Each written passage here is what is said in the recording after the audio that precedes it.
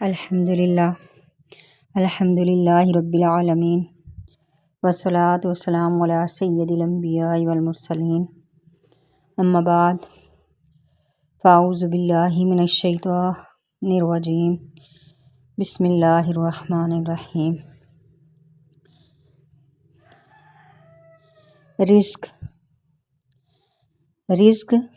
کے اسباب، رزق میں ترقی، اضافہ، رزق بڑھانے کے اسباب کیا ہوتے ہیں،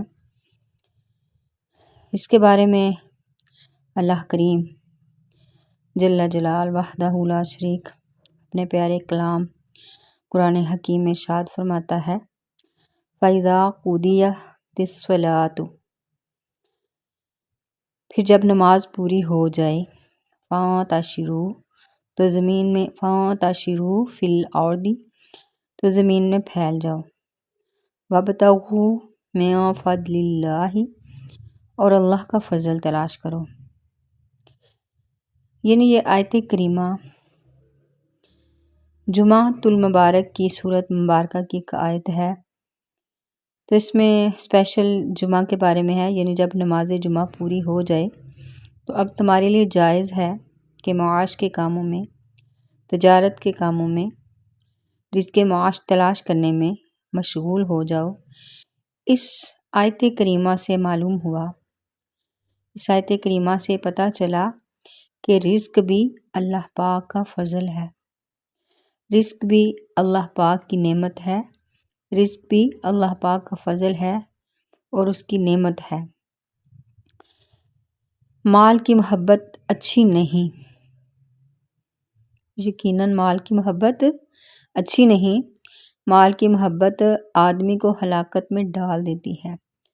البتہ زندگی گزارنے کے لیے مال، دولت، رزق کا ہونا بھی ضروری ہے۔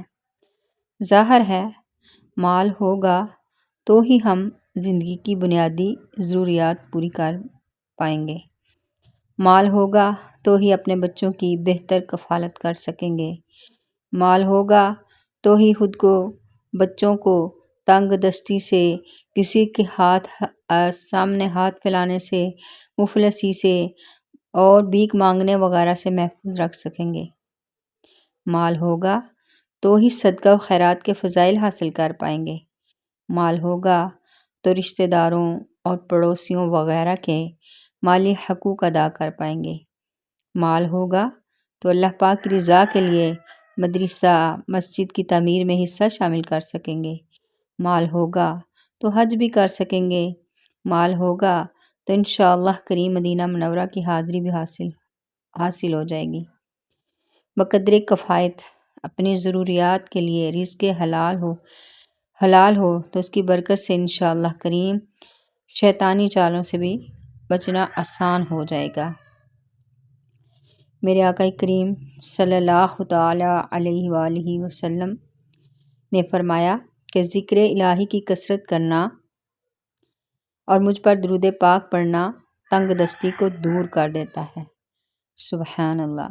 ایک صحابی رضی اللہ عنہ رسول اکرم صلی اللہ علیہ وآلہ وسلم کی خدمت اقدس میں حاضر ہوئے، عرض کی یا رسول اللہ، دنیا نے مجھ سے پیٹھ پھیر لی ہے، کوئی مجھے منہ نہیں لگاتا، کوئی مجھے خاطر میں نہیں لاتا، میری کوئی عزت نہیں ہے معاشرے میں۔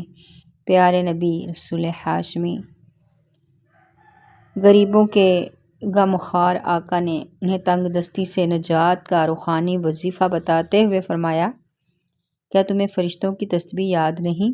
عرض کی یا رسول اللہ فرما دیجئے۔ آقا نے فرمایا کہ فرشتوں کی تسبیح وہ ہے کہ جس کی برکت سے روزی دی جاتی ہے۔ سبحان اللہ۔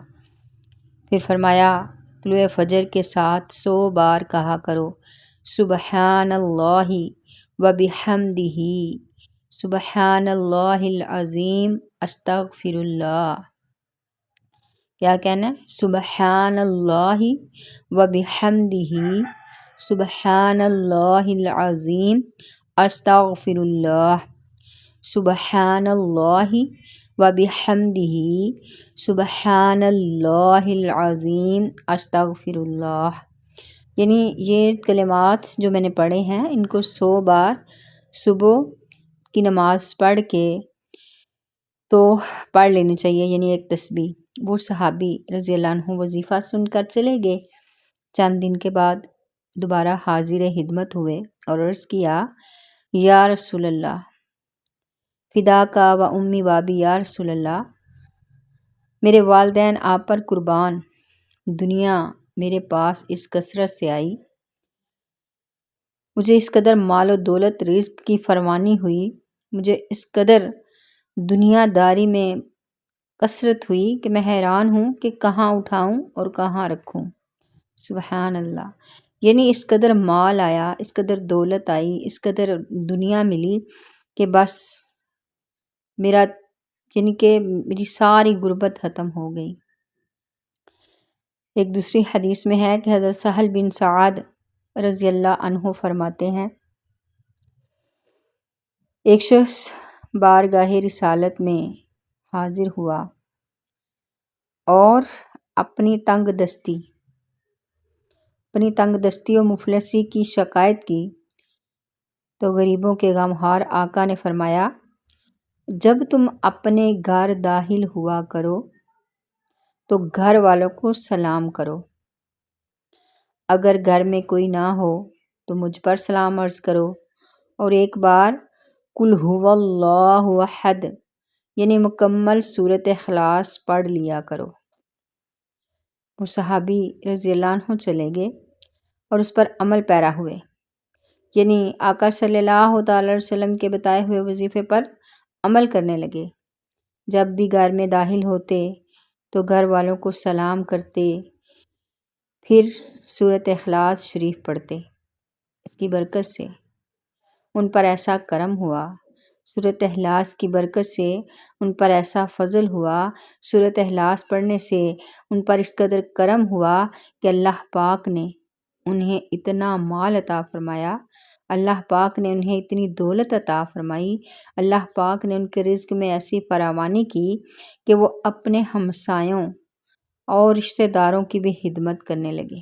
سبحان اللہ، سبحان اللہ، یہ کرم ہوتا ہے، فضل ہوتا ہے کہ اللہ کے ذکر میں، اللہ کی یاد میں، اللہ کے ذکر میں کی برکتیں ہوتی ہیں کہ انسان تنگ دستی سے باہر آ جاتا ہے۔ اللہ پاک کے آخری نبی صلی اللہ تعالی علیہ وآلہ وسلم نے فرمایا، آدمی کو کفر میں ڈال دے، قریب ہے کہ فقر آدمی کو کفر میں ڈال دے، تنگ دستی آدمی کو کفر میں ڈال دے۔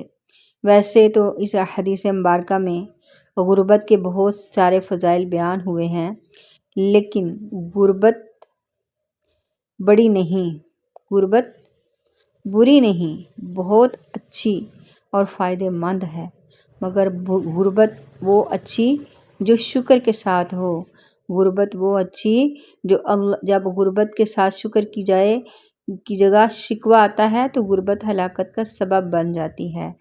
پیٹ کی آگ بہت خطرناک آگ ہے، یہ انسان کو بے بس کر دیتی ہے۔ جب آدمی پر بھوک کی آزمائش آتی ہے تو خود کو سنبھالنا، ایمان مضبوط رکھنا، اس امتحان میں استقامت کے ساتھ کامیاب ہونا بہت دشوار ہوتا ہے۔ بہت لوگ ہیں جو غربت، محتاجی اور تنگ دستی سے تنگ آ کر اللہ پاک پر اعتراضات کرنے لگتے ہیں، کفریہ جملے بولنے لگتے ہیں، استغفر اللہ، اور ایسے بھی نادان دنیا میں ہیں جو پیٹ کی آگ بجھانے یا مال و دولت کی حرص کی وجہ سے خود کو غیر مسلم لکھ دیتے ہیں۔ استغفر اللہ، خود کو غیر مسلم لکھ کر بیرون ملک کے ویزے بھی حاصل کیے جاتے ہیں۔ استغفر اللہ۔ اللہ پاک سے دعا ہے کہ ہمارا ایمان محفوظ رہے، اللہ ہمیں رزق کی برکتیں عطا فرمائے، رزق کی تنگی سے بچائے اور اپنے صراط مستقیم کے دائرے میں سیدھے راستے میں چلنے کی توفیق عطا فرمائے، ہمیں سلب ایمان کی آفت سے محفوظ رکھے۔ بہرحال فی زمانہ جتنا ممکن ہو محتاجی سے بچنے اور بقدر کفایت رزق حاصل کرنے کی کوشش کرنے میں ہی عافیت ہے۔ آخر میں اللہ تعالیٰ سے دعا ہے کہ اللہ ہمیں اپنی حفظ و امان میں رکھ اور ہمیں تنگ دستی سے عذاب سے بچانا، اور ہمیں ایسی کفایت والی ایسی زندگی عطا فرما جس میں تیری عبادت بھی ہو، ریاضت بھی ہو، بندگی بھی ہو، صلی اللہ علیہ وسلم۔